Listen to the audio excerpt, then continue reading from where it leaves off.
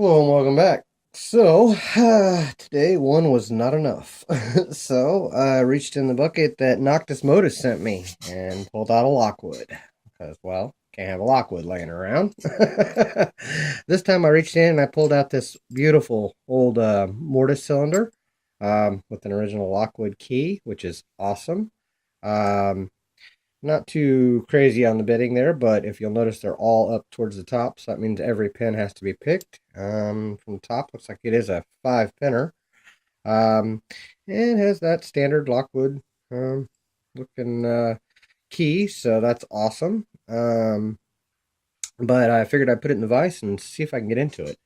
Um, Lockwoods are tricky little beasts. Kind of have to go heavy tension on them because they usually have tapered pins in them, and they're real easy to overset.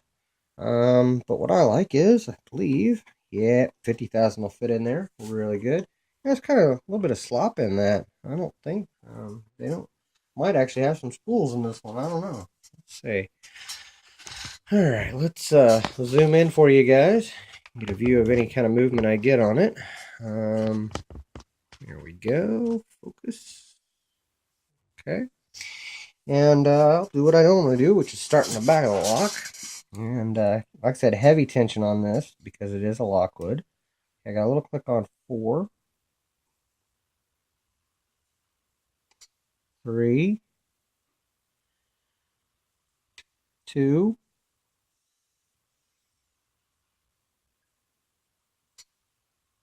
1 is binding. Okay, I got to click on him, but I didn't feel good. I have to let off just a little bit on my tension. I may have overset him.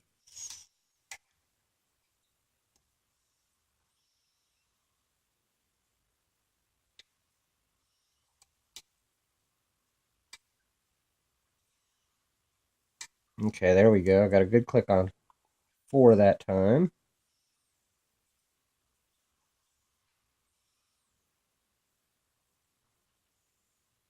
5 is solid. 4.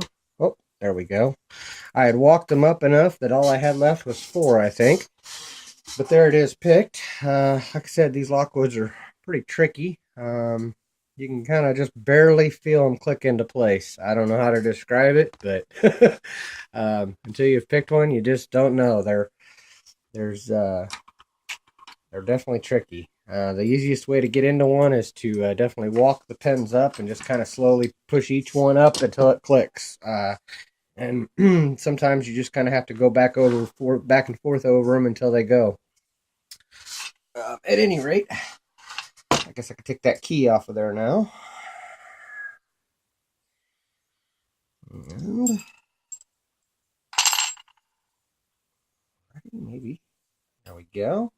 Clip on the back is one of those stretch ones. So I grab my tool here. There we go. Worked out nicely.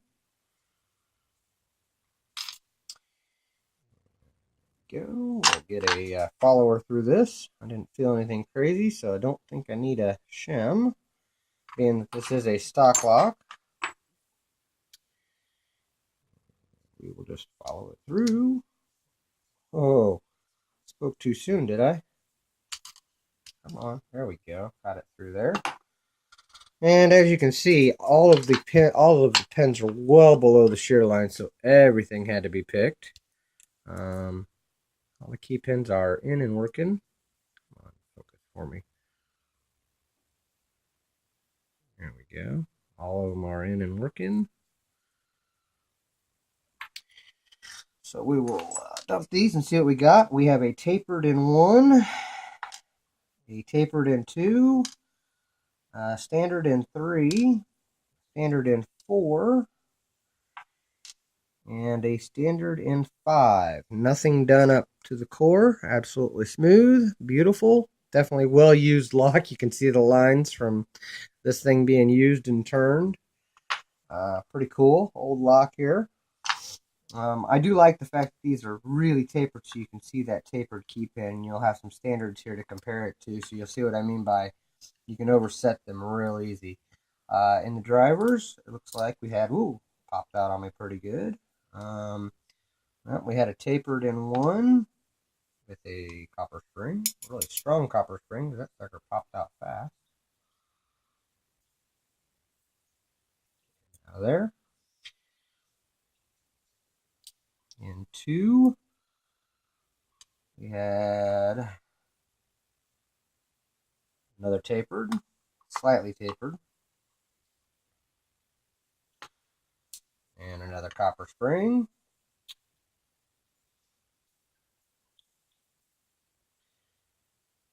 Another slightly tapered.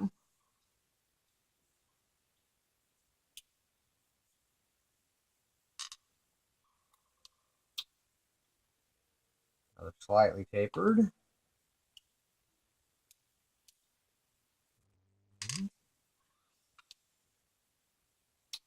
Another slightly tapered.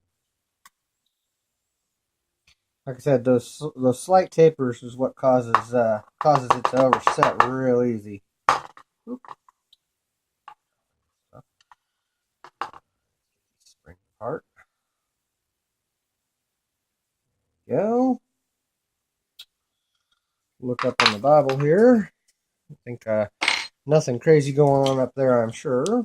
Nope, nothing crazy, just beautiful, smooth cylinder.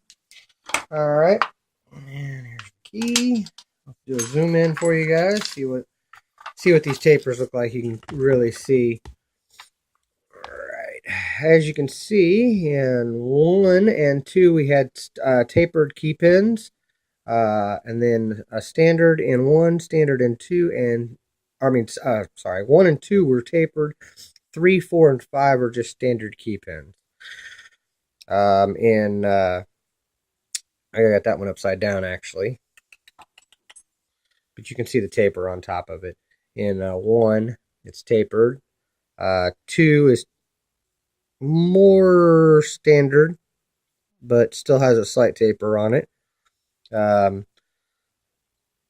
3 is standard, 4 is standard, and 5 has a better taper on it. You can see on top up there. Well, top and bottom are both tapered on that one. But at any rate, all copper springs. But that was what was inside of this 5-pin Lockwood that Noctis Motus sent me. Thank you so much, Noctis, for sending me these Lockwoods, man. I'm in heaven. So thank you guys for watching. Thank you for your time, and don't break the law.